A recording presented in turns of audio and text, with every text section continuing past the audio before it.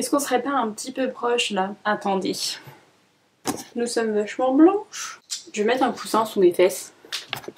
Je suis pas censée être aussi blanche dans la vraie vie. J'ai déjà très chaud. Est-ce que j'ai des auréoles? Non. Je sais pas quoi faire de mes cheveux, ça m'énerve.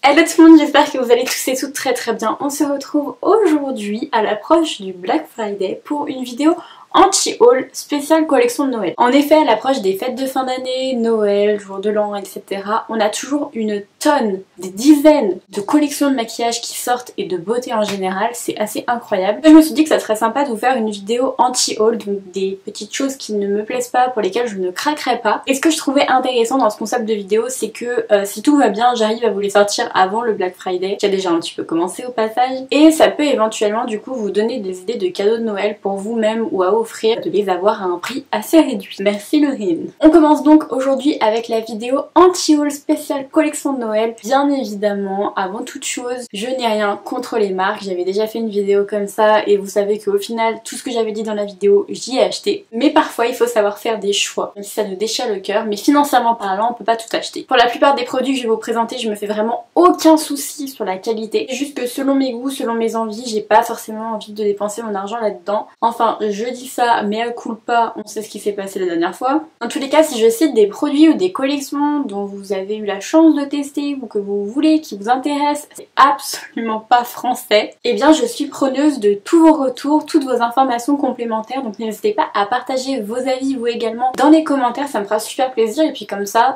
pour les personnes qui regardent cette vidéo, ils peuvent avoir différents avis. Au fur et à mesure de cette vidéo, je vais essayer de vous placer les produits en images juste là, ou juste là je verrai un petit peu où c'est que ça rentre. On commence avec la première collection qui ne m'intéresse pas plus que ça, c'est une collection Too Faced l'Enchanted Beauty, si je dis pas de bêtises. C'est une collection où les packagings sont tout roses, il me semble, avec des animaux dessus. D'après ce que j'ai vu sur les réseaux, ce que j'ai vu sur les sites Sephora, Cult Beauty, etc. C'est une collection qui se présente sous forme de coffret, des palettes, blush, highlighter. J'adore l'univers Too Faced, on va pas se mentir, j'aime beaucoup, c'est un univers qui est assez particulier, qui est vraiment propre à la marque. Mais alors là, je trouve que ça fait beaucoup trop enfantin. Je vous préviens, je vais être chiante aujourd'hui. Je vais vraiment chercher la petite bête, je vais vraiment chercher le petit détail parce qu'il y a tellement de choses sur le marché qu'on est obligé de faire des choix et on est obligé de sélectionner ce qui nous plaît le plus et pourquoi. Sachant que c'est des goûts qui peuvent évoluer parce que dans 3 mois je suis capable de me dire pourquoi j'ai pas acheté ça. Après si on regarde au niveau des teintes, c'est des teintes qui sont très jolies, très faciles à porter, donc oui pour quelqu'un, un ou une ado qui commence le make-up ça peut être vraiment bien. C'est vrai que si on a eu l'habitude d'acheter les collections de Noël de Too Faced, de Noël, on retrouve un petit peu les mêmes choses chaque année, donc je sais pas si ça sert vraiment à quelque chose de recraquer une nouvelle fois pour une collection comme celle-ci, sachant qu'on peut, oui ou non, avoir les autres des années précédentes. Deuxième collection pour laquelle je ne craquerai pas, c'est la collection tout entière, je crois, de NYX Diamond and Ice. Je voulais au début prendre le calendrier de l'avant NYX et au final, je l'ai pas pris. J'ai craqué pour d'autres calendriers. Je trouve que NYX a toujours été un petit peu à part pour les collections de Noël. On est toujours sur une ambiance festive, mais un peu à leur manière. L'année dernière, c'était une ambiance un petit peu disco. Là, on est très sur quelque chose de pop. Et les packagings sont roses.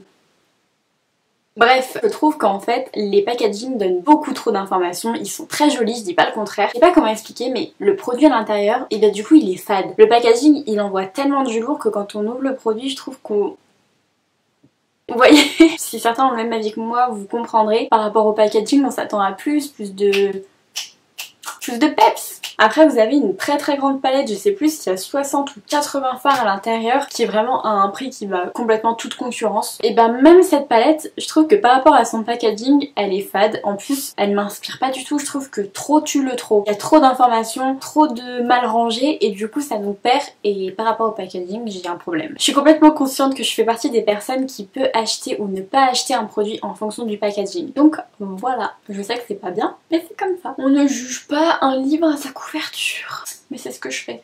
Ensuite on passe à un coffret de Anastasia Beverly Hills qui est le Hot Holidays Lip Gloss. Je vais pas vous mentir, c'est lié au fait que j'ai eu une super mauvaise expérience avec un kit de gloss Anastasia Beverly Hills qui était sorti il y a 2 ans pareil pour les fêtes de Noël. Il y avait 3 rouges à lèvres dedans, un bordeaux irisé, un marron irisé et un blanc irisé qui avait l'air trop joli et au final ça s'était vraiment très mal passé. De un les couleurs ne m'allaient pas du tout, c'était pas très beau et le blanc c'était une catastrophe, il pelait sur les lèvres et en fait depuis je me suis dit laisse tomber ces coffrets là c'est pas pour toi. Et en plus en voyant les swatchs de mémoire il y a 4 gloss, j'ai l'impression qu'il y en a 2 qui vont faire un petit peu trop blanc. Vous voyez ces textures un petit peu trop claires et du coup ça vous fait baume à lèvres de ski. Vous voyez? Bref, on passe au 4e point que je veux aborder, c'est pareil une collection tout entière. Alors en soi le principe est bien, en soi les produits sont bien, c'est juste que je trouve que ça fait pas assez Noël. C'est la collection Wild Wishes de Sephora. L'année dernière j'avais surkiffé leur collection, je sais plus si c'était un pingouin ou un ours, je sais plus. J'avais adoré, franchement les packaging étaient trop beaux. On avait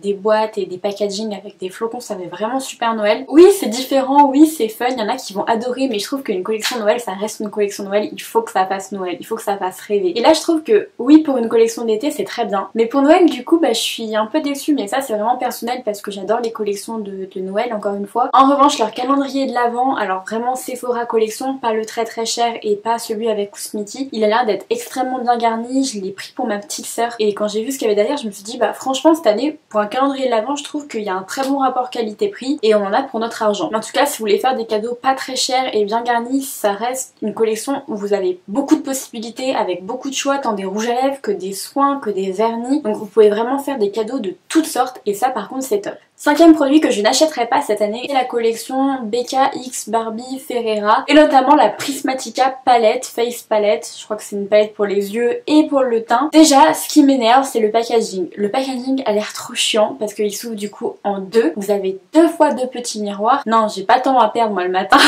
Donc déjà ça je suis sûre c'est le genre de packaging qui me gonflerait parce que je saurais même pas comment prendre la palette dans mes mains. Et en plus de ça sur les 5 highlighters honnêtement je pourrais en porter que 2. Alors oui le reste on peut le mettre sur les yeux mais du coup on est sur une pigmentation que je ne recherche pas, que je n'aime pas forcément, donc j'en aurais pas forcément l'utilité de cette palette. Je vais essayer d'accélérer parce que j'ai pas envie que la vidéo soit trop longue, surtout j'en ai une deuxième à filmer après. 6e produit que je n'achèterai pas non plus, c'est un produit de chez Linda Alberg, c'est la palette The New Golden 20s. C'est une très belle palette de neutre mais le problème est que quand on regarde les swatchs et la palette, je trouve que ça correspond pas forcément et j'ai l'impression qu'on se fait arnaquer. Je sais que c'est une très bonne marque, que les produits sont très bien, qu'ils valent vraiment leur prix, mais les photos ont tellement été mal faites que ça me donne pas du tout envie d'acheter et que la palette ne m'excite pas plus que ça. Alors je vous avoue que je suis pas allée voir des revues, je suis pas allée chercher plus loin. Voilà, la palette ne me plaît pas, je vais pas polémiquer là-dessus, elle me plaît pas, ça m'excite pas.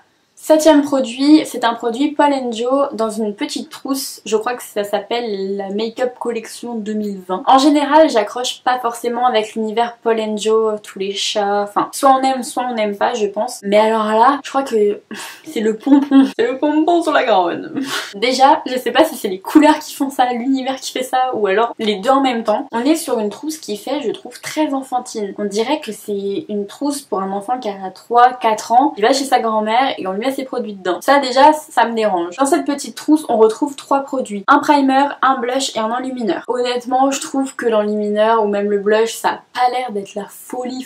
J'aime pas en plus les dessins qu'il y a dessus. Au niveau du grammage et de la contenance des produits, je trouve qu'on est très bien, mais pour autant, je trouve que les produits ont l'air tout minuscules. Et j'en reviens toujours à ce packaging jaune ou alors avec les petits chats, j'en sais rien, ou le combo, c'est que j'ai l'impression que ça fait plastoc. J'ai vraiment l'impression que c'est du plastoc. Plastoc égale cheap égale pas envie. Bref, nous n'avons plus rien à dire sur ce produit. Passons au 8e, la Instant Eye Palette Pillow Talk de chez Charlotte Tilbury. J'avais adoré celle de l'année dernière, elle était déjà très jolie. On retrouve le même packaging cette année qui est absolument somptueux. Vous êtes clairement sur un objet de collection assez incroyable et c'est à la rigueur la chose pour laquelle je pourrais craquer. Oui, c'est une superbe palette de neutres. Le truc que je vais titiller un peu, c'est que je trouve qu'on est sur une palette de neutres qui reste dans les mêmes tonalités. L'année dernière, on était sur une palette de neutres mais avec tant des tons pêche que des tons marronnés, que des tons kaki. Et là, on est toujours sur des tons marronnés rosés. Alors oui, quand on aime ça, c'est cool, mais payer une palette 75 € pour que ce même genre de teinte, ça me pose un petit peu problème. Écoutez, faut bien qu'on trouve une raison.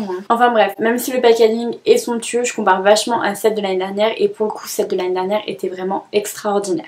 9e produit que je mets sur ma liste d'anti-haul, c'est la grosse palette Sephora Wild and Wishes. Alors là, tout simplement, je comprends pas qu'on puisse encore sortir des palettes comme ça. Oui, c'est très bien pour quelqu'un, un ou une ado qui commence à se maquiller parce que vous avez un petit peu de tout, mais c'est des palettes qui sont hyper encombrantes, qui sont pas forcément très bien pigmentées généralement. Au niveau hygiène et entretien, c'est pas ouf parce qu'on a tout ensemble, les blushs, les rouges à lèvres en crème, je trouve pas ça dingue. Ça prend beaucoup de place, le packaging au bout d'un moment qui se tire ou qui se coulisse, ça casse, ça marche plus beaucoup, il y a un écart, enfin pour moi ce genre de palette c'est vraiment la galère. Ce qui me fait un petit peu rire et me rend un peu nostalgique quand même, c'est que je me dis il y a une quinzaine d'années quand j'avais 6-7 ans, il y avait déjà ce genre de palette qu'on voyait dans les magasins et non, c'est un peu dépassé. Oui, c'est nostalgique, oui c'est bien pour commencer, mais il y a des tas de choses aujourd'hui sur le marché qui permettent de mieux commencer à moindre coût également, qui prennent moins de place, qui sont mieux pigmentées et qui sont plus hygiéniques. Et enfin, dernier produit, c'était bien pour en trouver un dernier parce que comme ça, il n'y avait rien qui me faisait claque dans ma tête. Je suis tombée sur le mascara Monsieur Big de Lancôme en collaboration avec Chiara Ferragni. Je sais pas exactement comment ça se prononce. Je trouve que Lancôme, c'est une marque quand même qui est luxueuse. Oui, c'est du luxe. Et pour moi, le luxe, ça reste quand même quelque chose de hyper soft, hyper raffiné, très épuré au niveau du packaging. Et là, bon, certes, c'est bleu, hein, ça me gêne pas forcément, mais on a mis un espèce d'œil dessus que Nina, 4 ans, maternelle, a dessiné et paf, on l'a collé dessus.